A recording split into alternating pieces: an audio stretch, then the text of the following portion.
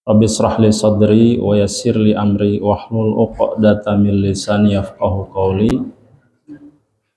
Amma ba'du.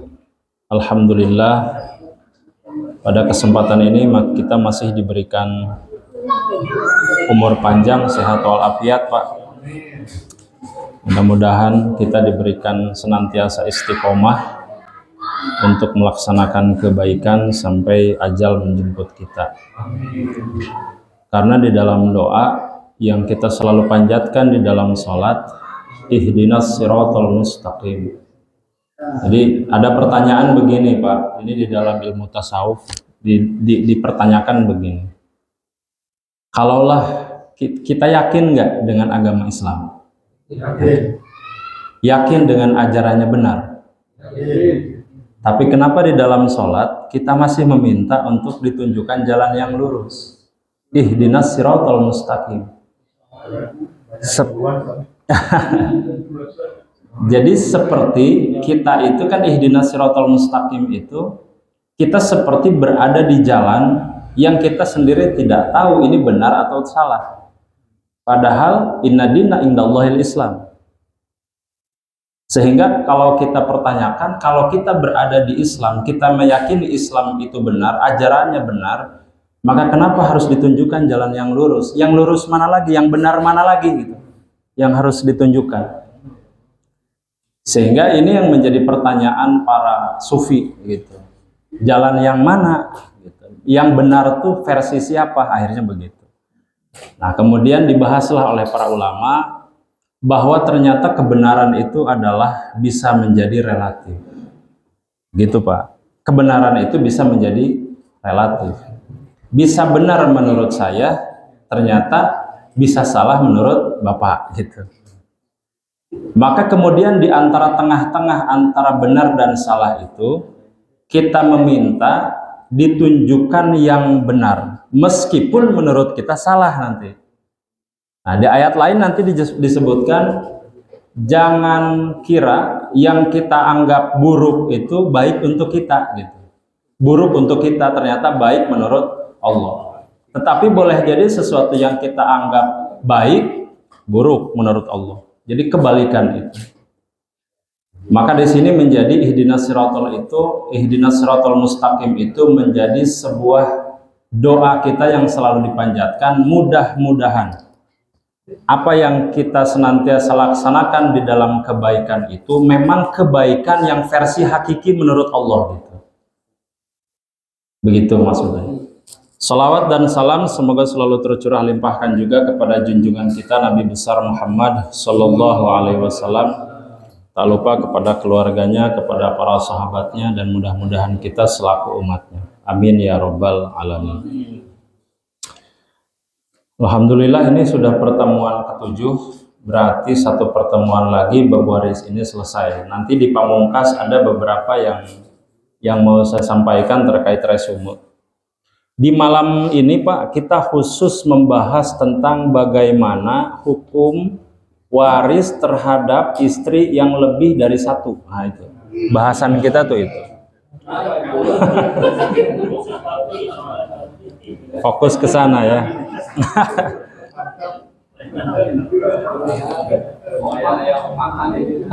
Ayat opat. Jadi di dalam hukum waris itu, Pak, saya sampaikan berulang-ulang bahwa seseorang itu bisa mendapatkan waris karena tiga hal. Karena tiga hal. Yang pertama adalah karena nasab. Ya, seseorang bisa mendapatkan waris karena nasab. Ada anak atau kita sebagai anak dari bapak kita. Bapak kita anak dari ayah, kakek kita dan seterusnya. Sehingga ini disebut dengan hubungan nasab. Yang kedua adalah waris itu berlaku karena adanya hubungan suami istri. Berarti yang namanya suami atau istri berhak mendapatkan waris. Bagaimana kalau menantu nitoha? Tidak dapat. Karena memang bukan nasab atau tadi hubungan suami istri. Disebut dalam bahasa Arab jauziyah. Kemudian yang ketiga adalah hubungan wala. Ada yang masih ingat hubungan wala itu apa? Wala karena budak. Ya, karena budak. Karena di sini tidak ada, di kita sudah zaman di kita sudah tidak ada semenjak Nabi Sallallahu Alaihi Wasallam membebaskan para budak, kemudian hukumnya sudah dihapuskan, dimansuh namanya, maka perbudakan itu sudah tidak berlaku lagi. Tetapi umpamanya untuk pengetahuan saja, apabila ada, maka orang yang dulu itu banyak ya perbudakan itu, orang yang menjadi budak kita itu 100% menjadi hak milik kita. Seperti barang gitu. Bisa diapa-apakan, disuruh, bisa. Layaknya suami istri juga bisa gitu. Jadi perbudakan mah dulu betul-betul ya tidak manusiawi sebetulnya, makanya Allah mansuh. Karena itu tidak ada, untuk pengetahuan saja bahwa ada 3 hal tadi, karena nasab, karena perkawinan, dan yang ketiga adalah karena wala perbudakan. Begitu. Nah, apa hikmah dari waris? Itu ada 2 hikmahnya. Kalau dia dibagikan secara adil nih catatannya, maka harta yang dibagi itu menjadi keberkahan bagi orang yang menerima. Begitu. Itu catatannya. Jadi kalau harta waris itu dibagi dengan baik, kemudian memang adil secara agama, maka harta yang dibagi, yang dimakan oleh orang yang mendapatkan waris tersebut menjadi pahala luar biasa. Dan itu menjadi saksi bahwa orang yang mewariskan hartanya digunakan untuk sesuai dengan ajaran Allah. Sebagaimana yang dicantumkan atau yang disebutkan di dalam Al-Quran, ini yang seringkali kita lupa. Di An-Nisa ayat 13-14 itu disebutkan begini, Bismillahirrahmanirrahim, tilka hududullah wa may yuti'illaha wa rasulahu yudkhilhu jannatin tajri min tahtihal anharu khalidina fiha wa dzalikal fawzul azim. Jadi hukum waris ini bisa ditengok di surat An-Nisa ayat 5-14 plus ayat 176. Ya, itu bisa ditengok semua di situ penjelasannya. Dan di sini disebutkan oleh Allah batas-batas ketentuan Allah. Jadi waris itu sudah ditentukan langsung oleh Allah.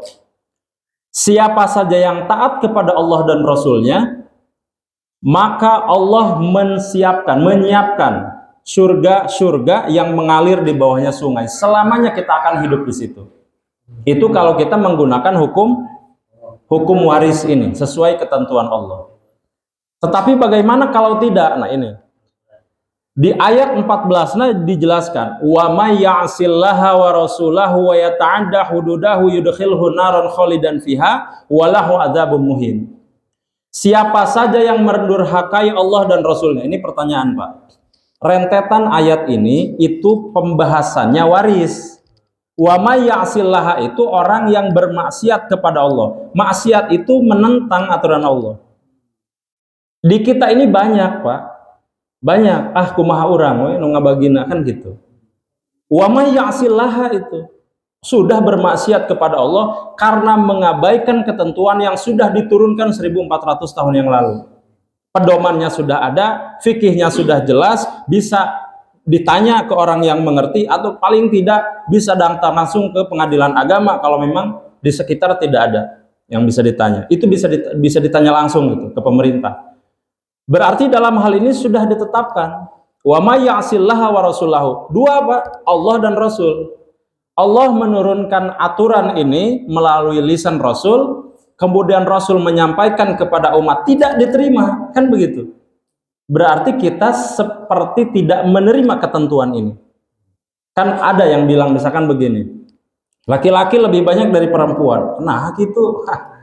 Nah gitu. Kan orang ya sami gitu. Orang lagi sami anak. Nah gitu ya. Jadi memang logika-logika ini digunakan oleh orang-orang yang tidak mengerti hukum dan syariat. Maka ini yang disebut oleh Allah wa may ya'sillaha wa rasulahu. Ketika Allah dan Rasulnya sudah menetapkan, tetapi bermain secara logika bahwa menurut saya lebih baik, maka apa yang Allah apa namanya, yang Allah inginkan dari aturan ini, yaitu supaya yudkhilhu naran khalidan fiha. Yang tadi kalau sesuai dengan syariat surga, berarti kebalikannya adalah neraka. Jadi hati-hati Pak, yang tidak membagi ilmu, yang tidak membagi waris sesuai ilmu waris, itu bahayanya adalah neraka. Kenapa coba Pak? Kalau harta yang kita makan dari waris itu bukan hak kita, maka sebenarnya harta yang kita makan harta anak yatim. Kan kalau bapaknya meninggal jadi yatim, kalau bapak ibunya meninggal yatim piatu. Kalau ke orang lain, barangkali kita masih mikir, oh orang lain nggak tahu. Ini saudara sendiri hartanya kita makan, kan luar biasa itu. Kurang ajar sekali itu. Jadi makanya kenapa Allah Subhanahu wa taala menginginkan kita untuk jangan sampai waris ini sesuai logika sendiri-sendiri, begitu. Sekarang pertanyaan saya begini Pak.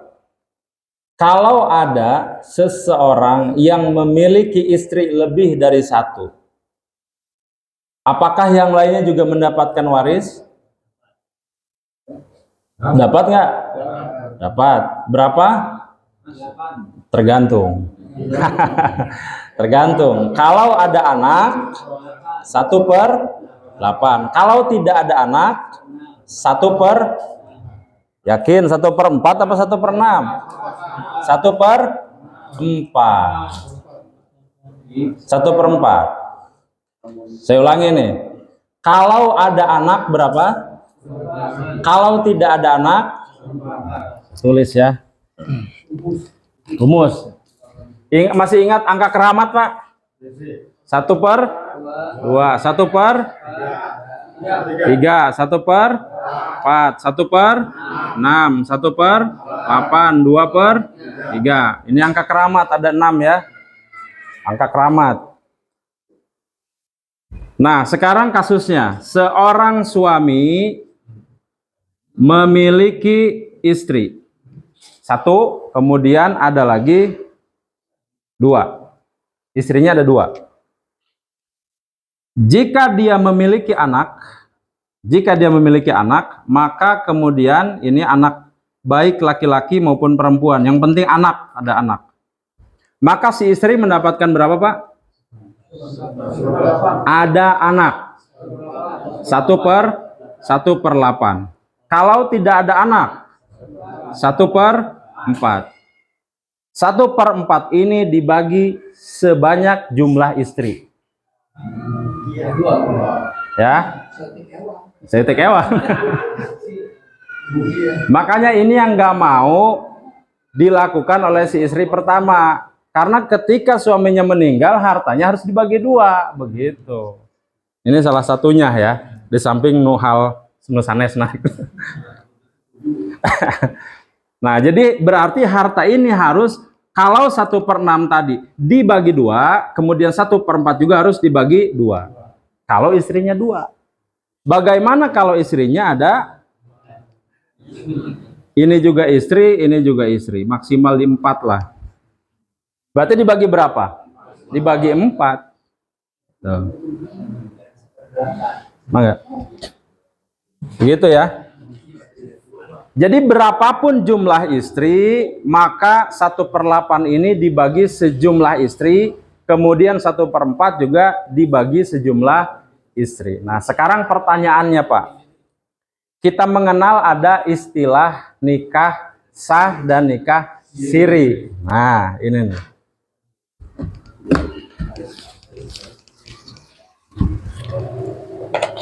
Nikah siri.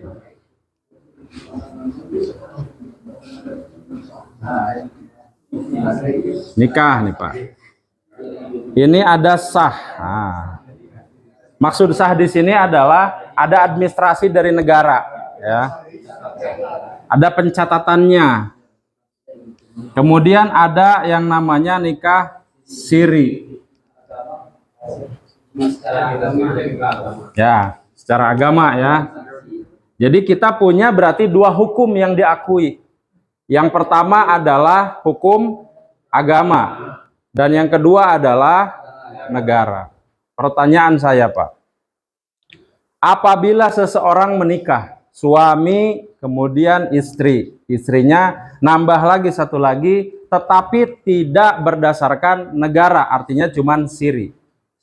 Apakah secara waris dapat? Dari mana taunya? Secara apa? Sekarang kasusnya yang terjadi di masyarakat. Begitu ada suami yang menikah tetapi tidak diketahui, ujuk-ujuk dongkap tah si anak. Si anak dongkap. Minta waris. Nah, pertanyaannya, dibagikankah itu? Nah, sekarang istrinya kalau nggak mau gimana? Pertanyaan berikutnya, harta mana yang dibagi? Nah, suami yang mana? Harta suami yang mana ini? Tuh ya, kita perjelas nih Pak. Nikah ini di dalam hukum kita itu terbagi menjadi dua. Ini saya jelaskan dari perspektif hukum Islam, dijelaskan di An-Nisa, Quran surat An-Nisa ayat 12. Nah, dalilnya seperti ini, saya bacakan supaya jelas. Quran An-Nisa ayat 12. Bunyinya begini Pak. Walakum nisfu ma taraka azwajukum illa yakun lahunna walad. Jadi istri itu mendapatkan setengah apabila seorang suami mendapatkan, sebentar, bagimu para suami seperdua, berarti setengah dari harta yang ditinggalkan oleh istri-istrimu jika mereka tidak mempunyai anak. Jadi kalau tidak punya anak berarti seorang suami 1/2. Nah, kemudian di ayat berikutnya dijelaskan fa in kana lahunna waladun falakum. Kata-katanya lahunna Pak. Lahunna ini menggunakan jamak. Artinya para istri. Nah, Pak, ini kata kuncinya di Al-Qur'an. Jadi tidak disebutkan istrinya itu apakah siri atau tidak gitu. Secara agama dan negaranya sah gitu. Nah, ini tidak disebutkan, hanya menyebutkan para istri. Berarti di sini perspektifnya adalah agama. Tidak dua-duanya. Begitu. Berarti kita simpulkan ayat ini perspektifnya adalah agama. Begitu. Berarti kalau dia sah secara agama dinikahi, maka dia wajib mendapatkan waris. Begitu. Nah, sekarang pertanyaannya, bagaimana dari perspektif negara? Nah, kalau dari perspektif negara, ini ada di pasal terkait dengan perkawinan. Ya, pasalnya babnya tentang perkawinan, hukum waris, pasal 7, Pak. Apa bunyinya pasal 7? Saya sebutkan, apabila, di mana ya? Sini ya, ini apabila seorang suami meninggal, atau seorang suami, jangan dulu meninggal lah. Seorang suami memiliki istri satu nih, istri satu nih Pak. Kemudian istri 2, istri 3, istri 4. Perhatikan Mbak ya, ini hukum negara yang mengatur. Istri pertama dapat bagiannya 1/2. Istri kedua 1/3. Istri ketiga 1/4. Istri keempat 1/5. Kelihatan nggak Pak? Jadi negara mengatur ini Pak nih, mengatur ini. Kalau si suami itu memiliki istri lebih dari 1, katakan 4, maka bagiannya harta bersamanya itu. Nah ini, si suami ini setengah itu untuk istri pertama, ditambah setengah 1/3 dari istri kedua, ditambahkan istri pertama dapat Pak. Iya, jadi nanti si istri pertama itu dia mendapatkan 1/2 harta bersama dari suami. Kemudian si suami itu kan punya istri lagi. Nah, 1/3 dari harta bersama mereka itu menjadi hak istri pertama. Ditambah tuh, tambah. Begitu, Pak. Kemudian ada istri ketiga 1/4. 1/4-nya diambil untuk istri pertama. Kemudian yang terakhir istri keempat 1/5-nya. Dari sisa, Pak. Kenapa? Dari sisa. Bukan dari sisa, dari harta bersama mereka. Yang satu udah dapat setengah. Ah, Nah, yang kedua kan berarti dapat sisa dari setengahnya lagi. bukan sisa, bukan sisa, Pak. Ini bapak sama istri, bapak umpama nih, bapak sama istri pertama jualan misalkan sesuatu apa, nasi padang misalkan. Wah, ternyata dari hasil itu kebeli rumah, kebeli sawah. Nah, itu harta bersama tuh. Berarti harta bersama bapak dengan istri bapak pertama. Kemudian bapak menikah lagi. Usahanya bukan nasi padang misalkan, nasi kucing misalkan. Nasi uduk. Nasi bakar apalah misalkan gitu kan. Kemudian misalkan oh dari hasil itu kebeli mobil, kebeli sawah lagi, berarti ini punya harta ini dengan istri kedua juga punya harta. Nanti kalau bapak punya lagi, wah ya, sudah banyak nih harta gitu kan, mau nambah. Misalkan gitu. Kebayang, nambah satu lagi. Ternyata dari sini usaha emas misalkan. Ya mau nyaingin Pegadaian, Pak umpama. Nah, kemudian dari bapak ke istri ketiga juga punya usaha yang menghasilkan harta bersama antar mereka. Maka ini yang disebut dengan 1/4-nya di situ. Diambil dulu 1/4-nya baru kalian boleh bagi gitu. Enak ya jadi istri pertama ya. Nah, maka di surganya di situ, Pak. Ya, balik lagi ke sini nih, Pak. Istri pertama, apabila si suaminya meninggal, dia harus menghitung semua nih. Istri kedua, suami dengan istri kedua dapat 1/3. Ambil dulu. Ambil dulu 1/3 sama istri pertama, diambil. Kemudian istri ketiga dan keempat dan seterusnya. Seperti itu pembagiannya. Tetapi ini memang berat, Pak. Berat. Kenapa? Pada saat istri itu siri, jika dia ingin mendapatkan waris secara agama, dia bisa menuntut nih. Agama plus dia bisa menuntut ke pemerintah, maka dia harus disetujui oleh istri pertama. Dan diajukannya pada saat si suami itu masih hidup. Jadi umpama Bapak Pak Juhri punya istri siri di Purwakarta umpama. Untuk mendapatkan waris yang sah secara agama bisa nuntut gitu ke pengadilan, maka si istri yang ada di Purwakarta itu harus mengajukan ke pengadilan agama untuk disetujui menjadi istri kedua, dan itu ditandatangani, disetujui oleh istri pertama. Harus begitu. Hukum negara untuk mendapatkan ini. Kalau tadi secara agama pada akhirnya itu dikembalikan ke masing-masing. Tapi kalau ke negara itu bisa dibantu kan, dibantu ditengahi gitu. Nah, difasilitasi. Jadi harus di situ. Nanti pada saat misalkan sudah mengajukan yang istri siri tadi ke pengadilan agama, maka akan ada sidang isbat. Jadi sidang isbat itu namanya sidang penentuan, penetapan. Jadi bukan hanya sidang isbat mau lihat hilal, enggak, Pak. Sidang isbat itu dari sabata, penetapan gitu. Jadi menetapkan bahwa kamu adalah istri sah dari Pak Juhri yang ada di Purwakarta gitu. Hukum ini pernah saya kaji. Ini merupakan produk ijtihadnya ulama kita.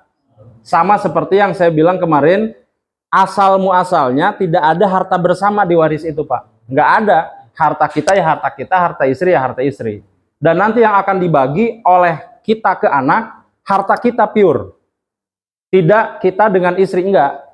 Betul-betul harta atas nama kita yang mana, itu yang dibagi.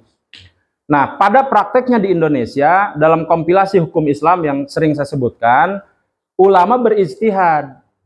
Kalau sepasang suami istri saja berbagi kehidupan, kenapa tidak berbagi juga rezeki atau kita sebut dengan harta? Logikanya begitu. Hidup saja dibagi, ibadah saja kita yang menanggung ke istri. Artinya ini bukan hanya perkara soal harta saja, pahala saja itu bisa dipertanggungjawabkan. Nah, ijtihad para ulama kalau begitu harta juga bisa barengan.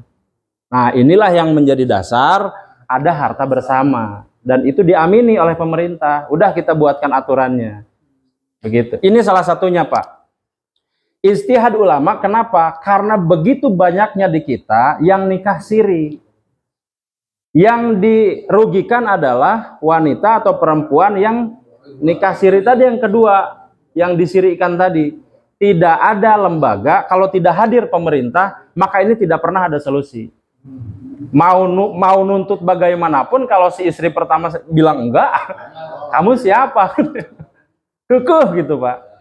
Maka mau bagaimanapun tidak akan dapat. Tetapi hadirlah pemerintah di sini untuk menyelesaikan sengketa itu. Berarti ini produk ijtihad, Pak. Begitu. Pasal 7 ya. Perkawinan di pasal 7. Pokoknya dimulai pasal 5, pasal 6, pasal 7, pasal 8, pasal 9. Itu dijelaskan di situ. Tentang bab waris di bab perkawinan tentang waris. Pasal 7. Begitu. Ini ada disebutkan, Pak. Kalau tidak percaya nanti bisa di-searching ya.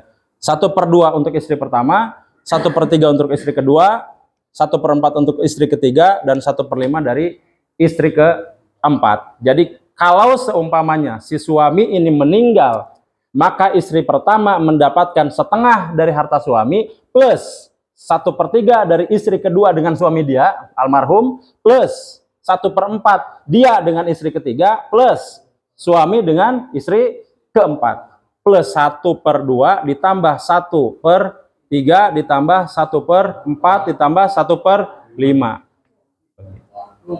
Dapat dia. Kenapa?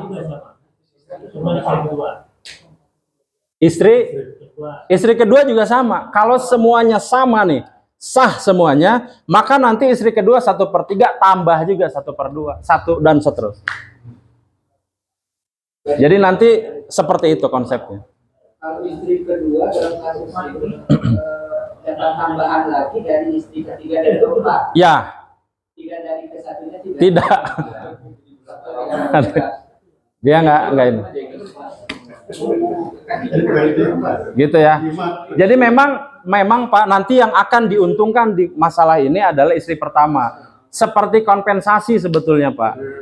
Pemerintah itu semacam memberikan kompensasi, hadiah lah. Konsep harta ini untuk pembagian harta ke istri itu tadi ada sesuai dengan agama dan negara.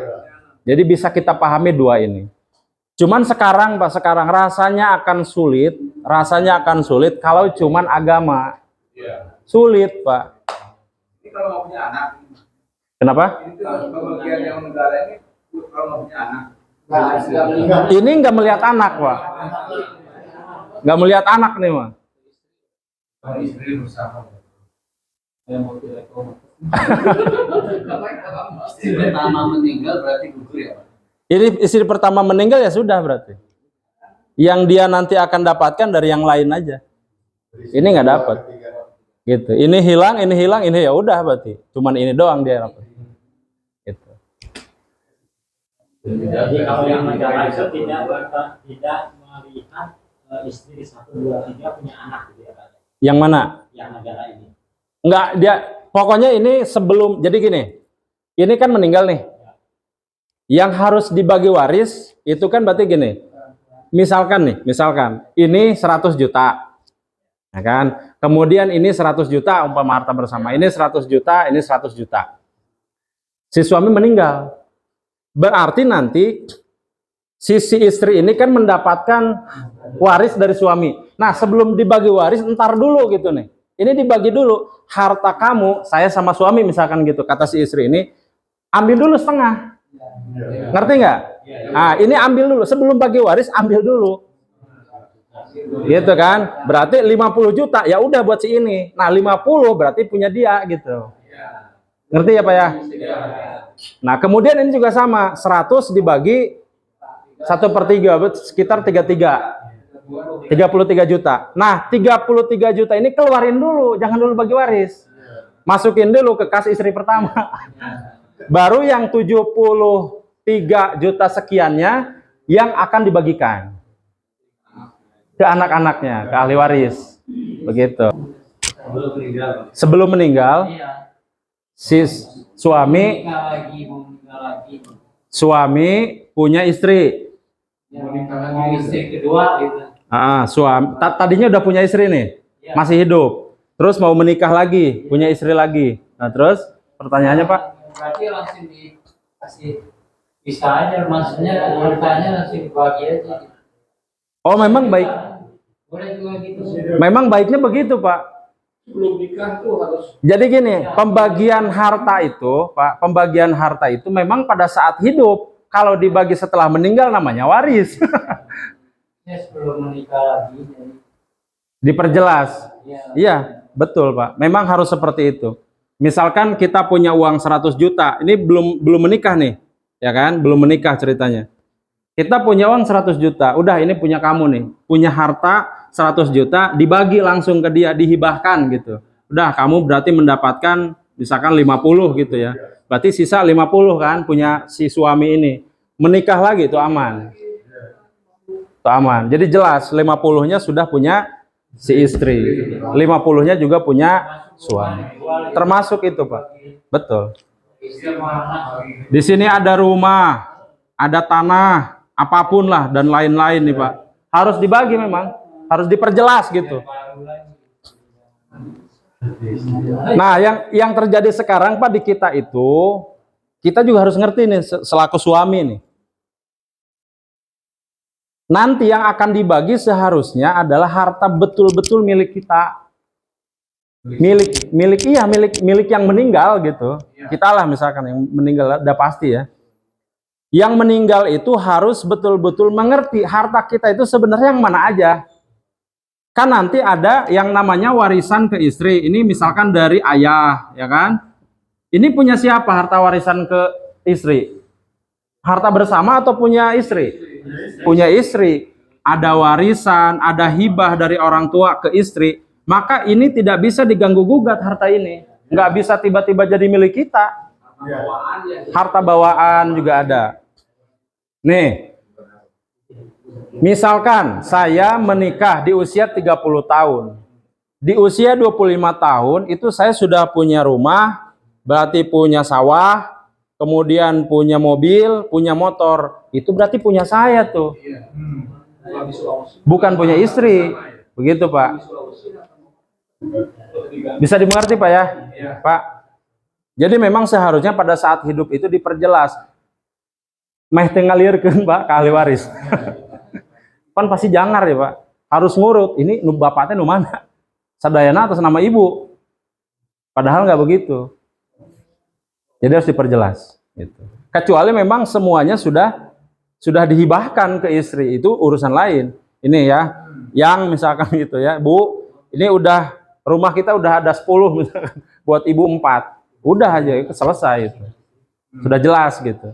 Yang jadi masalah itu, Pak, si suami ngasih semua hartanya ke istri sehingga si suami nggak punya atas namanya sama sekali. Ini yang jadi masalah. Makanya dalam hukum perkawinan itu, dalam fikih perkawinan, kita itu tidak wajib memberikan semua. Kita hanya diperintahkan untuk memberikan nafkah, tetapi tidak semua. Untuk apa ini? Nanti kalau kita nggak punya apa-apa, terus anak kita gimana? Nih saya kasih contoh nih, Pak. Ini real. Kisah nyata nih. Seorang suami menikahlah dengan seorang istri. Lama, Pak, nggak punya anak. Ya, kayak kata Bang Haji Roma Iram atau 10 tahun sudah mandul ceritanya, Pak.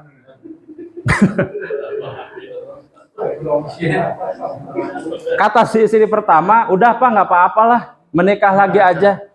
Ibu mah udah ikhlas. Pas di sini, Pak, alhamdulillah hirobil alamin, ketemulah anak. Ada anak lahir, anak laki-laki.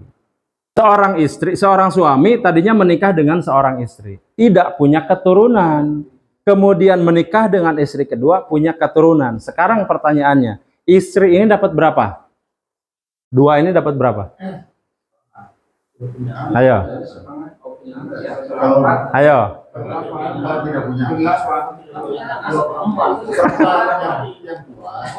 Ayo.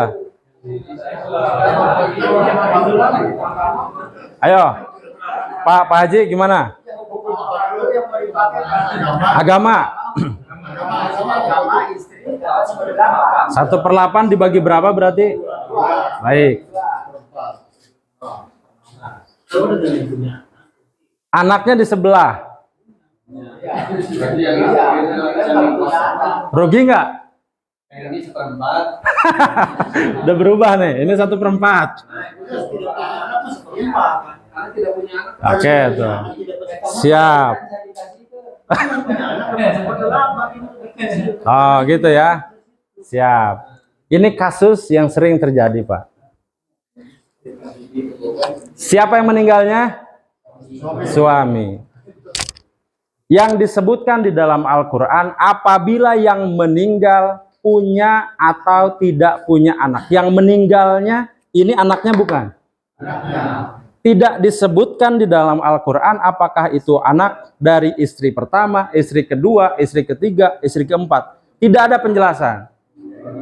Berarti di sini, jika si suami yang meninggal ini anak kandungnya tetap, maka perhitungannya tetap 1/8. Tidak dianggap tidak punya anak, loh jelas orang ini anak dia. Begitu. Jadi sudut pandangnya dari suami, suaminya punya anak meskipun di sini tidak punya. Nggak ada urusan karena yang meninggalnya punya anak. Begitu. Lain hal apabila ini tidak ada nih, Pak. Apabila ini nggak ada, si suami meninggal, berarti si istrinya dapat berapa? Nah, dibagi berapa? Dibagi 2. Begitu, Pak. Jelas, Pak ya? Jelas. Ini kasus 1. Sekarang, ada suami, kemudian ada istri, tapi ada ayah. Nah, ini ada ayah. Ya kan? Ini istri 2, ada lagi istri 3. Nah, semuanya tidak punya anak. Istri dapat berapa? Berarti 1/4 bagi berapa? Ada sisa nggak? Sisa 3/4 kan? Ah, kemana ini? Lari ke sini semua. Begitu, Pak. Asobah. Jalurnya jalur usul. Begitu. Jadi semua nanti lari ke sini kaya sisanya. Bisa dipahami, Pak? Saya gampang nih, Mas.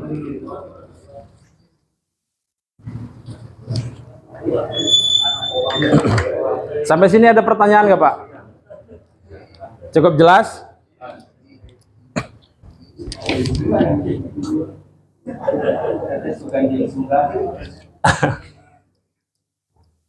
Kasus berikutnya, Pak. Ini ada suami, ini ada istri, ini ada istri. Yang meninggal sekarang bukan suami, yang meninggal istri. Pertanyaan saya, ini dapat bagian nggak? Suami dapat bagian nggak? Dapat. Pertanyaan berikutnya, istri kedua dapat nggak? Ayo, cung yang dapat deh, yang dapat ada? Nggak ada. Yang nggak dapat? Kenapa, Pak, nggak dapat, Pak? Tidak ada hubungan. Ada berapa tadi? Ada 1 nasab, terus pernikahan. Yang ketiga wala, perbudakan. Nah, ini kan si suaminya menikah sama si istri. Gimana? Bukan istri dengan istri gitu ya. Jadi ini tidak dapat. Yakin? Betul, Pak. Apabila si istri ini, misalkan ini istri pertama, istri kedua, yang meninggal istri kedua, ya udah, nggak ada hubungannya ini. Nggak ada hubungannya. Karena tidak ada hubungan nasab, tidak ada pernikahan, tidak ada wala. Kalaupun pernikahan, betul tadi, yang menikah itu bukan antara istri, tetapi kan dengan suaminya. Berarti yang terjadi adalah hubungan ini dengan ini dengan ini. Kalau ini ke sini cross gitu, nggak bisa. Kalau meninggal ya udah meninggal aja. Kalau dapat. Misalnya ini sama ini nikah, punya anak, ini sama ini nikah. Nah kalau si anaknya kan ada hubungan darah dari ayah. Dari ayah. Siap. Itu next, Pak. Baik, siap. Udah nggak sabaran nih, Bapak. Siap. Ini punya anak, ini punya anak. Gitu kan? Ini punya anak perempuan laki-laki, ini punya anak perempuan. Itu ya. Sekarang pertanyaannya. Yang meninggal istri mana? Coba sekarang kita runut. Diingat-ingat bagan ahli waris. Diingat-ingat nih, Pak. Ya. Diingat ya. Istri kalau meninggal yang pertama siapa? Jalur jauziahnya siapa? Jalur jauziah adalah suami. Berarti istri tadi tidak ada ya. Istri kedua dan ketiga nggak ada. Oke, turun lagi. Nah, pertanyaan saya, anak kandung atau anak tiri?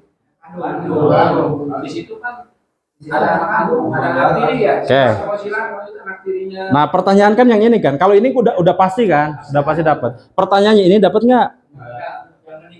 Ayo, yang ini, istri kedua. Ayo, ibu tiri yang meninggal. Ayo, ingat bagan. Ada nggak? Yang namanya tiri, pernah saya sampaikan ya. Yang namanya tiri tidak ada hubungan waris, nggak ada. Kecuali kalau suami, berarti seayah. Kalau ibu tiri orang lain, udah nggak usah ngomongin bagian waris. Udah memang nggak dapet, begitu enak aja. Agama tuh karena ini Allah yang menurunkan langsung, kenapa coba secara logika tidak ada? Lah kalau ini tetap maksain ngamuk Pak yang ini. Ayo mana pasti ngamuk. Gitu Pak ya, cukup jelas ya. Jadi kalau seandainya, saya ulangi, kalau seandainya istri yang meninggal, maka istri yang lain itu tidak berhak. Kecuali suami tadi, karena suami menjadi penentu, maka semuanya bisa dapat. Termasuk juga dengan anak. Jadi nanti ini Pak, polanya sama. Dia punya istri yang lain, 3. Kemudian punya istri lagi, misalkan gitu kan, ini ketiga, ini keempat. Sama kasusnya. Semuanya jadi sama.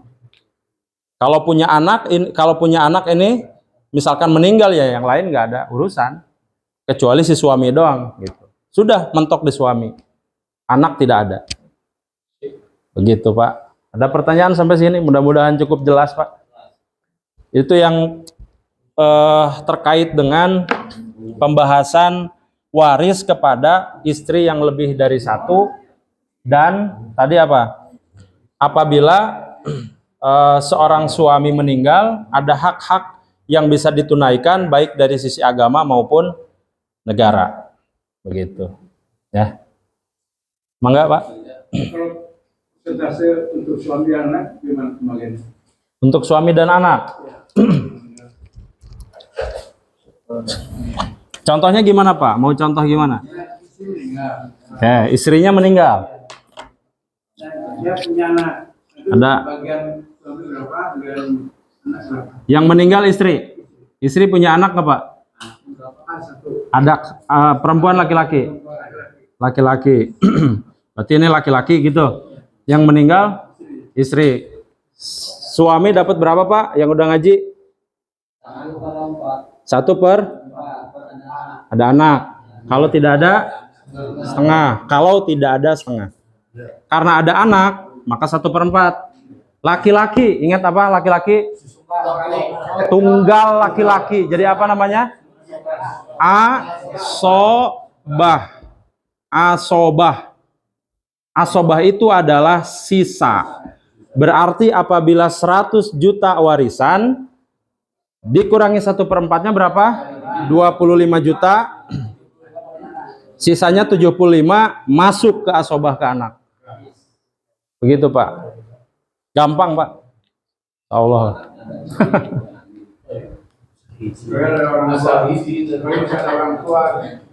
Misal kalau ada orang tua, ayah, ayah dapat berapa? 1/6. Nah ini harus didahulukan dulu. Berarti nanti hitungannya 1/4 dengan 1/6. Ini suami, ini ayah. Nah, ini beginikan dulu. 1/4, 1/6. Boleh nanti dari berapa 100 ya? Berarti dari 100 dikali 1 dibagi 4, atau 100 kali 1/6, dan 100 kali 1/4. Hasilnya berapa ini? Ini ayahnya Ismail. Iya, ayah sih ini.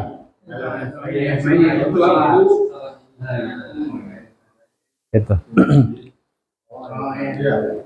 Kan ini pasti ada sisa nih. Masuk ke asobah. Nah, perhitungan ini kemarin sudah saya jelaskan. Dahulukan dulu ashabul furud. Ayah itu ashabul furud. 1/6. Dinaikkan dulu. Ini ke sini, dihitung dulu. Dalam kasus anaknya satu ya. Kasus anaknya satu. Lebih dari satu. Yang satu itu laki-laki perempuan.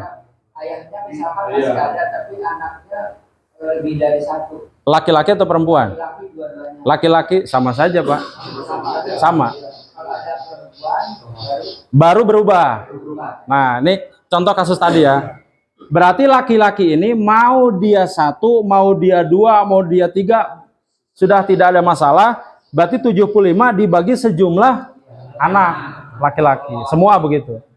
Sekarang kasusnya, bagaimana kalau ada anak perempuan? Nih, ada anak perempuan. Maka kan berarti ini bagian 2, ini bagian 1 kan? Nah, ini juga disimpan dulu karena ada ini. Karena ada laki-laki. Disimpan nanti di bagian terakhir. Sisa. Jadi dihitung dulu suami dengan ayah. Dihitung baru dihitung ini. Dihitung sisa. Nah, bagaimana kalau kasusnya semua perempuan? Sama 3. 2/3 kan? 2/3 sabul furud bukan? Ingat tadi angka keramat yang 6. Ada nggak 2/3? Ada. Kalau ada, ini jangan dulu tambahkan anak perempuan 2/3. Baru dihitung. Jadi naik dia. Naik status. Jadi ashabul furud. Yang utama. Begitu, naik Pak statusnya. Pokoknya kalau dia semua perempuan, itu nggak kuat. Naikkan ke atas, dihitung dulu secara pokok gitu. Tapi kalau dia ada 1 saja anak laki-laki, diakhirkan hitungannya. Ashabul furud dulu yang dihitung. Begitu. Bisa dipahami, Pak? Mangga? Yang mana, Pak? Kalau sudah hanya ada anak perempuan. Oh, ini kasus anak perempuan. Sisanya?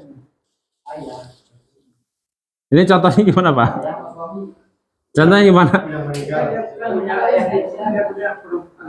Anak perempuannya 2. Oke. Masih punya ayah. Punya ayah. Oke. Ada suami. Ada suami. Nah, suami meninggal. Ya, istrinya meninggal. Oke. Ada kebagian untuk suaminya seperempat. Nanti kan Ada sisa. Sisanya ke ayah. Ke ayah. Iya. Tidak ada sisa itu ke suami. Kalau masih ada anak dan ayah. Suami itu sudah selesai. Gitu. Ya, jadi nanti sisa dari pembagian ini semuanya ke ayah. Berarti nanti ayah itu dapat 2 bagian, Pak. 1/6 plus sisa. Begitu. Di hukum waris itu begitu. Salah satu hikmahnya sebagai penutup, kenapa seperti laki-laki itu lebih banyak daripada perempuan? Karena coba diperhatikan, Pak, apabila nanti ada yang meninggal, yang menjadi asobah itu pasti dia yang menjadi penanggung jawab selanjutnya. Contoh, suami tadi, ini kita contoh ya. Suami meninggal, kemudian ada istri, ada anak, ada. Dia punya anak 2 nih, Pak. Ini ada anak perempuan, perempuannya 2 anak perempuan, 1 anak laki-laki. Ini nanti yang paling banyak adalah yang dapat laki-laki. Apabila misalkan memang ada hartanya gitu ya. Kalau nggak ada mah sama aja. Nanti terkesan laki-laki itu akan mendapatkan lebih banyak. Kenapa coba? Pada saat suami ini meninggal, penanggung jawab berikutnya di keluarga akan diturunkan ke anak laki-laki sebagai orang yang akan menjadi tulang punggung keluarga. Begitu agama mengatur. Gitu. Jadi walinya dua perempuan ini kan. Betul. Jadi walinya dan juga ini jadi penjaga dari si ibu yang ditinggalkan suaminya. Atau ibu kita itu yang menjadi janda. Begitu. Hikmahnya begitu. Makanya kenapa laki-laki itu oleh Allah Subhanahu wa taala diberikan kelebihan untuk nantinya menjadi tulang punggung keluarga berikutnya. Itu saja Pak, barangkali mudah-mudahan ada manfaatnya kajian kita malam hari ini. Minggu depan insya Allah kita lanjut di pertemuan terakhir di Waris. Pastikan yang memang ingin ada pertanyaan ya, ingin bertanya, nanti di minggu depan bisa ditanyakan. Akhirul kalam, assalamualaikum warahmatullahi wabarakatuh.